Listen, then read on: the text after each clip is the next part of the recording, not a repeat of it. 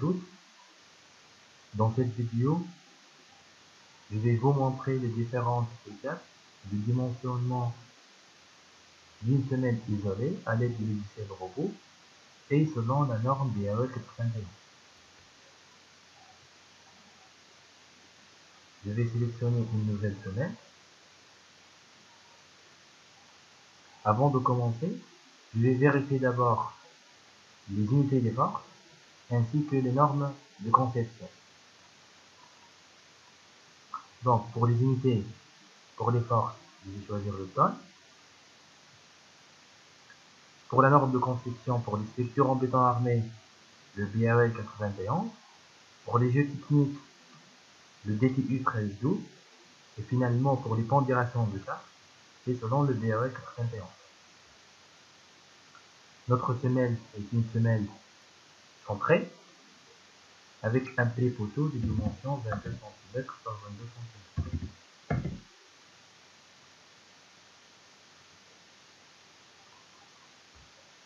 Sous notre semelle isolée, on a une couche de béton de propriété d'épaisseur 5 cm.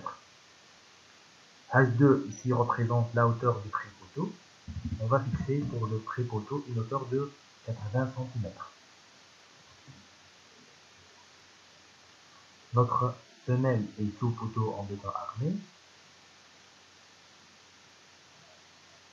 Et les dimensions du pré-poteau, c'est 22 cm par 22 cm. Pour les simulations, on va garder libre, c'est-à-dire une liberté dans le choix du rapport A sur B, les deux dimensions de la semelle isolée. Je vais commencer par les paramètres de l'étage. Donc, pour la fissuration, on va considérer une fissuration préjudiciable et le milieu est non agressif. Pour les options du calcul, l'enrobage du pré-poteau, on va prendre 2,5 cm et 4 cm pour l'enrobage de la semelle.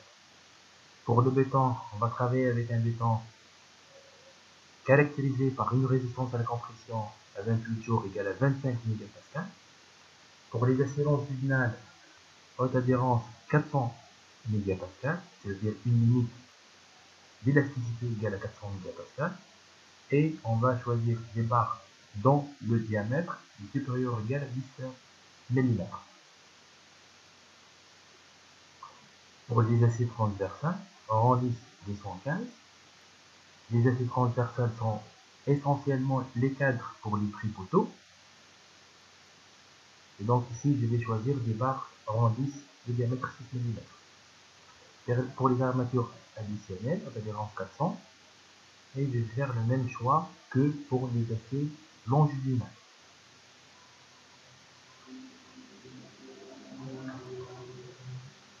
Disposition de ferraillage. Donc ici, l'espacement mis entre les barres 10 cm, l'espacement max égal à 15 cm. Si on veut changer ou bien imposer un espacement entre les barres, il faut modifier ces valeurs. Pour le fil, je vais choisir ce mode de ferraillage.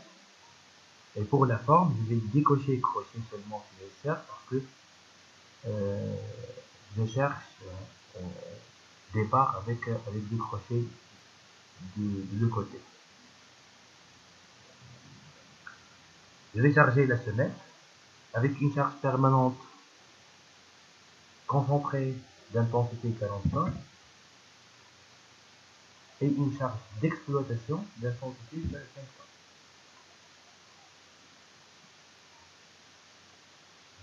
Le sol est caractérisé par une portance égale à 2 bars et donc sigma sol est égal à 0,2 mégapascal. Et je vais lancer le tour. Donc j'obtiens finalement une semelle avec A égale à B égale à 1,6 m et une hauteur égale à 35 cm. Juste ici la dernière étape. Je vais modifier le niveau du fond du fouille en fonction des résultats obtenus. Donc H1 plus H2 égale à 1,15 m. Donc je vais changer ici le niveau du fond du fouille égale à moins 1,15 mètres. Et ici, de préférence, c'est de chercher un sol proche du sol réel, ou bien les caractéristiques du sol choisi sont très proches des caractéristiques d'un sol qui appartient à ce type. On va remarquer ici que NF change et représente ici le niveau réel du fond du four. Je vais calculer de nouveau la semelle. Et je peux par la suite afficher un tableau qui contient des explications sur les différents barres ainsi que des vues en 3D de la semelle carrée. Donc ici, pour les aciers de la semelle sont des barres HA10 nombre total égal à 22 mètres et une longueur de 1,52 mètres.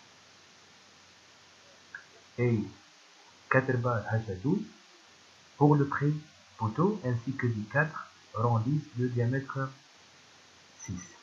On peut afficher aussi les plans d'exécution et dans laquelle on peut trouver tous les détails du ferrillage de la semelle ainsi que le pré-poteau.